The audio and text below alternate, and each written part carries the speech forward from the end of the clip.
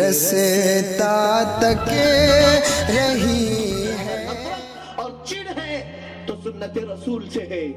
رسول کریم صلی اللہ علیہ وسلم کے اخلاق سے ہمارا چہرہ بگڑ گیا، لباس بگڑ گیا. ہم نے کس کی پیروی کی ہے؟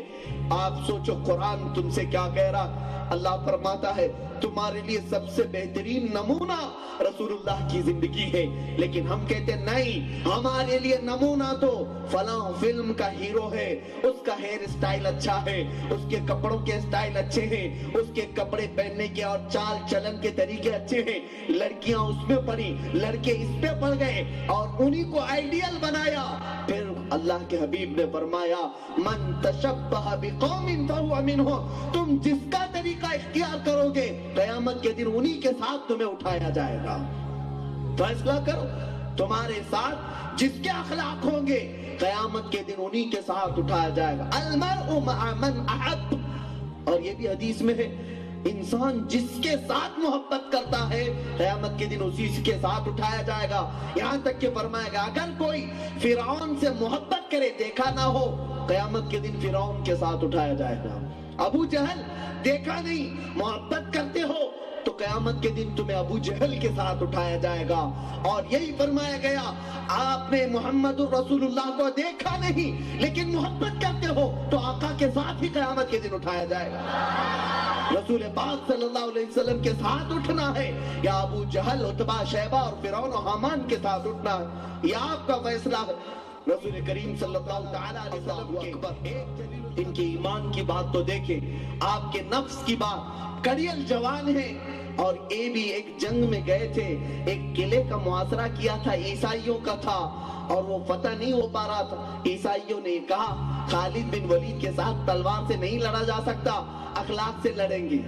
اخلاق سے یہود اور عیسائی آج تک لڑ رہے ہیں. اور اب انتظار مت کرو کہ کوئی تلوار لے کر کے آئے گا. ہمارے گھروں میں تلواریں پہنچ چکی ہیں، ہمارے گھروں میں جنگ ہو رہی ہے. ٹی وی ٹیلی ویژن کے ذریعے سے گھر گھر آج جہنم بنتا چلا گیا. ہمارے بچوں کی تعلیم کے اعتبار سے یہود اور نصارہ ہمارے گھر میں داخل ہو گئے، ہمیں کانوں کان خبر تک نہیں.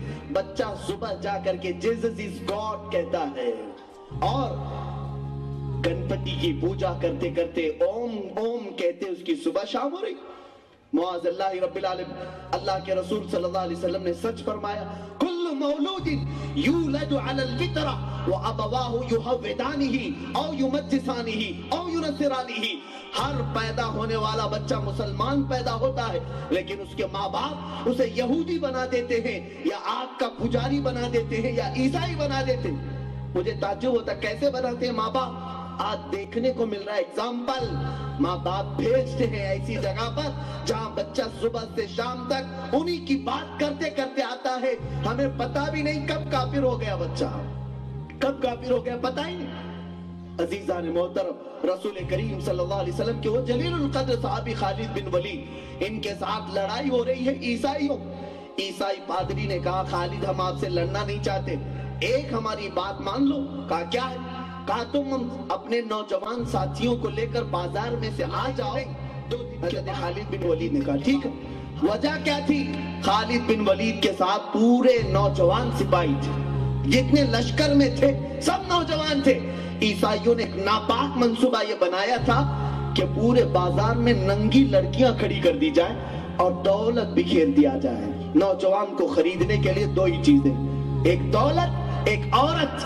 ان دو چیزوں میں ہر نوجوان بک جاتا ہے، لیکن قسم خدا کی وہ نوجوان کبھی نہیں بکتا جو بازار مصطفیٰ میں پہلے ہی بک چکا ہو. لیکن آج بھی لوگ تمہاری بولی لگاتے ہیں عورت کے ذریعے اور مال کے ذریعے. تم فیصلہ کرو کس کے پاس بکتے جاؤ گے، کتنے لوگوں کے پاس بکو گے. جہاں حسن دیکھا ہمارے ہاتھ پیر ڈھیلے ہو گئے، جہاں مال دیکھا ہمارے ہاتھ پیر ڈھیلے ہو گئے. خالد بن ولید کے ساتھ یہی کیا گیا. 3 دن کے بعد جب وہ اپنے نوجوان سپاہیوں کو لے کر بازار میں آ رہے تھے، پورے ملک کی حسین و جمیل لڑکیاں ننگی کھڑی ہیں، دولت کا انبار بچھایا گیا ہے.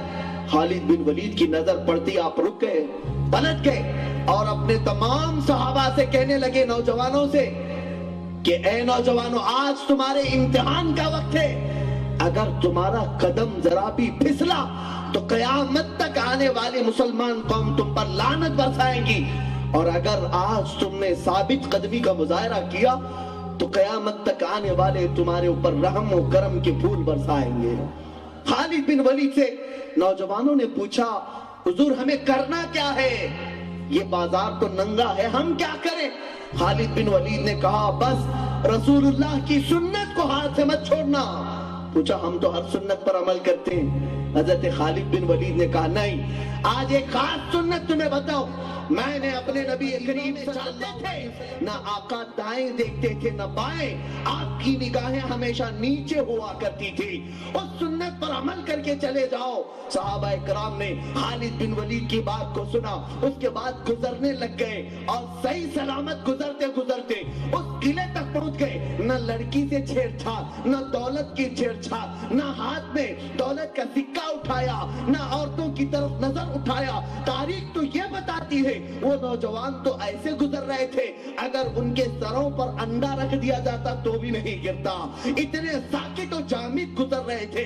اور ادھر عیسائیوں میں خوشیاں منائی جا رہی تھی کہ وہاں نوجوان بیٹھ چکے ہوں گے، عورتوں کے جال میں پھنس چکے ہوں گے، دولت سمیٹ رہے ہوں گے، لیکن جیسے ہی انہوں نے اپنے سامنے خالد بن ولید جیسے نوجوان کو اور ان کے ساتھ پورے جوانوں کو دیکھا، آنکھیں پھٹی کی پھٹی رہ گئی۔ عیسائی پادری وعدے کے مطابق ساری چابیاں لا کر خالد بن ولید کے قدموں میں رکھتا ہے اور پوچھتا ہے خالد ذرا یہ تو بتاؤ یہ کون سے جوان ہیں، یہ کون سے نوجوان ہیں، ان کے اندر نفس ہے یا نہیں، یہ انسان ہے یا فرشتے ہیں، کون سی جماعت کو تم نے جمع کیا ہے؟ خالد بن ولید نے دو جملے ارشاد فرمائے تھے، آج میں فخر کے ساتھ اس منبر سے عرض کرتا ہوں۔ خالد بن ولید نے کہا نادان، تم نے ان آنکھوں کو خریدنے کی کوشش کی تھی جن آنکھوں میں پہلے ہی سے جمال مصطفیٰ بس چکا ہو، اسے دنیا کا کوئی حسن دھوکہ کیسے دے سکتا ہے؟ ان آنکھوں کو کیا دھوکہ دے گا یہ حسن و جمال جن آنکھوں میں مصطفیٰ کریم کا جمال بسا ہوا ہو؟ یہ نوجوان ہے تو انسان، لیکن اپنی آنکھوں کو انہوں نے مصطفیٰ کے بازار میں بیچ دیا ہے۔ اب یہ آنکھیں کسی اور طرف نہیں اٹھتی ہیں۔ اللہ اکبر، اس عیسائی پادری نے، تاریخی بات ہے، خود اپنے خاندان سمیت جتنے لوگ قلعے میں موجود تھے خالد بن ولید کے ہاتھ پر مشرف اسلام ہو جاتے ہیں، اسلام کے حلقے میں داخل ہو گئے، مسلمان ہو گئے۔ عزیز